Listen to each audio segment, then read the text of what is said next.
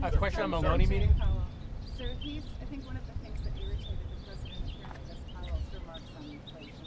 We heard a similar message yesterday from the head of the IMF, who said that next week when they release their forecast, they're going to be notable markdowns in terms of growth, but also notable markups in terms of inflation. Can you walk us through, from your point of view, what the tariff impact will be on inflation and how long or short-lived it will be? Maybe tell the What I'd camera. like to do, please don't interrupt, you had a question, but that will come over. What I'd like to do is just think of the policy rather than the personalities.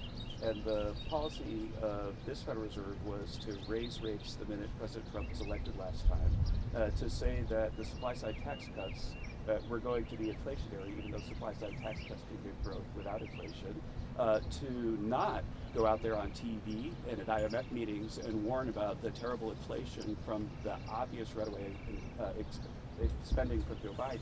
And the obvious runaway spending from Joe Biden was textbook inflationary, and we didn't see anybody warning about that. And then they cut rates right ahead of the election. And so if you think that it's unacceptable for President Trump to be frustrated with the policy history of the Fed, then I think that you gotta like some explaining to do.